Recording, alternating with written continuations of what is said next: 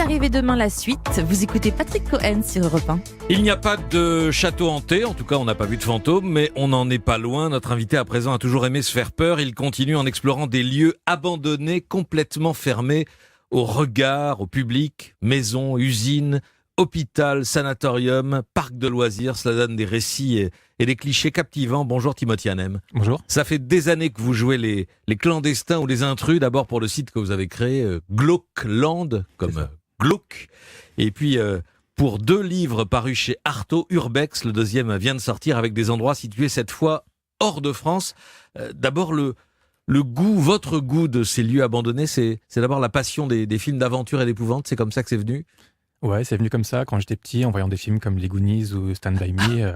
J'avais envie de faire la même chose, tout simplement. Mais d'ailleurs, beaucoup de ces endroits feraient d'extraordinaires décors de films. J'imagine que vous avez été sollicité ces dernières années, non ? Oui, je reçois souvent des mails de personnes qui travaillent dans le cinéma et qui veulent savoir où situe tel endroit pour faire un film ou un clip. Ça arrive souvent, oui. Ouais, et parfois ça s'est produit, ça s'est fait ? Moi, en fait, je donne pas les adresses des lieux, puisqu'il faut pas que ce soit cassé ou vandalisé ou trop visité.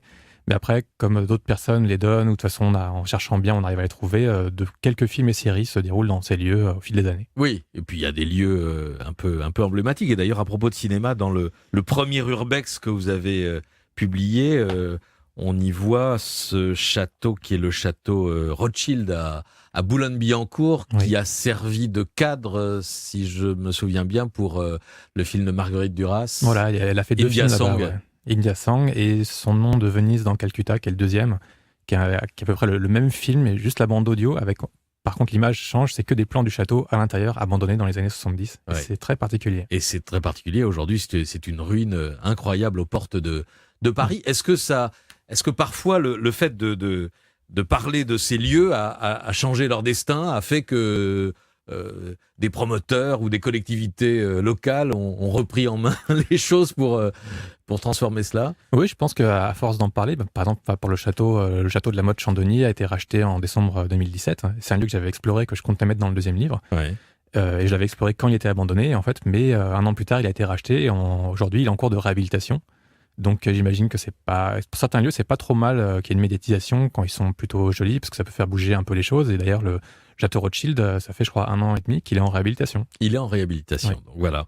Alors ce sont des lieux hors du temps, il y a une poésie de ces endroits abandonnés, envahis souvent par la végétation, au milieu de nulle part. Donc je disais des sanatoriums, parcs aquatiques, le goût du danger aussi, le fait de pénétrer dans ces endroits. Donc je laisse le lecteur admirer les photos, regarder votre site, mais il y a l'idée du risque. Et alors, vous expliquez que ce risque, il est plus grand encore à l'étranger qu'en France pour ces lieux que vous avez explorés en Europe. Oui, parce qu'en fait, moi, je fais ça depuis une 15-20 ans en France et je sais à peu près ce qui m'arrive si je tombe sur un vigile ou si des voisins me voient rentrer et appellent la police. Je m'en sors avec un contrôle d'identité et ça va généralement pas plus loin. Ouais. Donc, mais par contre, en Europe, j'avais aucune idée de comment ça se passait. Il paraît moi, on m'a parlé de pays comme l'Espagne où, par exemple, il y a des amendes concernant le fait de visiter ces endroits-là. Oui. Par chance, j'en ai pas eu. En Allemagne aussi, il paraît que c'était un peu tendu.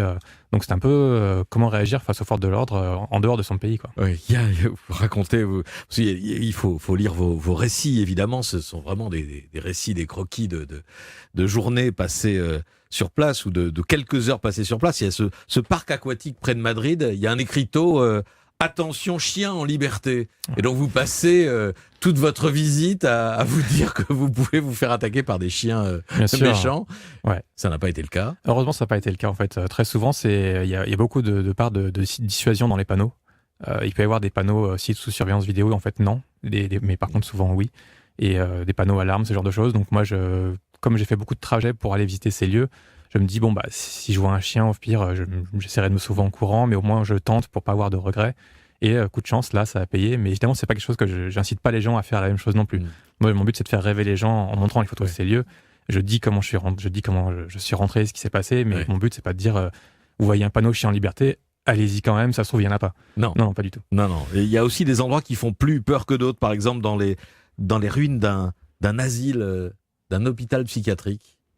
Alors, il y en a plusieurs, faut savoir. Il y en a plusieurs. Alors, c'est dans le sud, sur l'Europe. Alors, attendez, j'ai pas noté l'endroit. Alors, c'était en Suède, en Italie. En Italie. En Italie. Ouais. Oui. Alors, celui-là, c'est un immense site avec 20-30 bâtiments. Et les 2 tiers sont à l'abandon, mais vraiment complètement abandonnés. Donc c'était très particulier à visiter avec les grilles qu'on voit au balcon de plusieurs bâtiments, mais il y a un balcon et en plus il y a un grillage pour empêcher que les patients se suicident sur un coup de dépression ou de maladie. Et en me renseignant après, j'ai appris aussi qu'il y avait eu un massacre sur place à la fin de la guerre, quand des communistes ont massacré sur place des miliciens fascistes à la fin de la guerre. Donc c'est très particulier à explorer. Ouais. Alors ça, c'est en Espagne. Non, c'était en Italie. Ah bon, d'accord. Oui, c'est en Italie. Ah bon, parce qu'il y a aussi un lieu, le lieu d'un massacre à la fin de la guerre qui se trouve En Espagne. C'est possible. en Espagne, me semble-t-il. Ai-je bien lu. Il y a aussi près de Milan, vous visitez un palais, un château.